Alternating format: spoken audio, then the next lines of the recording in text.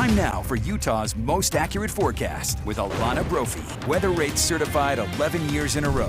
Clear skies and the heat is building. High pressure taking control. We start in Linden where we've got mid-70s. Pretty shot here from Utah Lake. And we know lots of sunshine out there. Temperatures finally rebounding to average. And then we're going to jump about above it. Those temperatures spiking for tomorrow. That's when we expect our peak heating. But fire danger concerns return for a portion of the state. And then a pattern shift that you need to know about if you have Memorial Day plans. I've got the timeline on those changes. Live look from eastern Utah, the prettiest shot. This is our Red Cliffs Lodge camera in Moab. It just looks gorgeous. Just a bit of a postcard where temperatures have heated up on the eastern side of the state, and that is an area where we're keeping our eye on the winds. Right now it's 77 in Moab. We've got 70s along the Wasatch Front. 91 in St. George, still heating up. 80s in Green River, Hanksville, and near Lake Powell.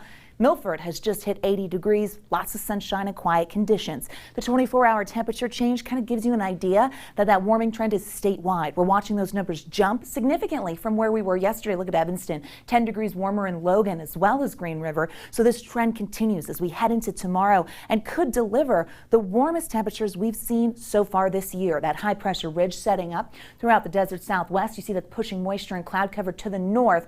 Now a few disturbances will break this down, but for today, very quiet with clear skies heading into our overnight. While we've hit 79, we will see 70s for the next several hours, and I do think we could squeak out an 80-degree temperature reading. Those numbers this time of year are above average, as Salt Lake typically hits 76. So, hey, we're warmer, and that's going to continue into tomorrow. Mild and clear for this evening and overnight. Tomorrow, we get some cloud cover wanting to move in. Maybe a high-based dry thunderstorm, and the winds pick back up in southern Utah. That does bring some fire concerns, but then the ridge starts to break down. Heading into Friday, we're slightly cooler, but we will stay above average. The winds don't go away. A few more clouds move in. And the winds, well, they bring that fire danger, which is why that fire weather watch is posted for southern Utah on the eastern side of the state. That does include towards Castle Country, the Swell, Moab, and down into Washington County as well as Kanab. So this is a big heads up if you're going to be heading to southern Utah for the weekend. We've got very dry conditions with relative humidity getting down to the single digits. So any fire start would spread quickly with the winds that could gust up to 30 miles per hour. Now that fire weather watch is for Thursday, but don't be surprised if you see that linger through Memorial Day weekend. 80s, 90s. Into tomorrow, Salt Lake could go 92. That would be the hottest temperature of the year. We're looking at the potential of a triple-digit day down there in St. George. 80s and 90s on the eastern side of the state.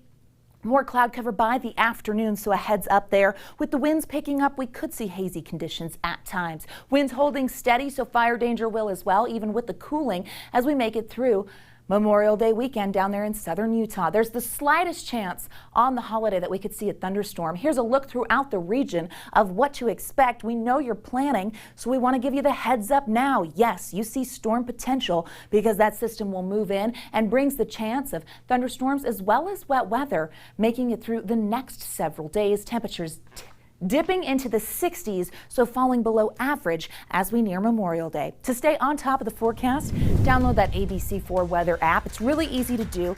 You take a picture of this QR code, takes you right to the App Store. You can download for free, and that way we can be there for you.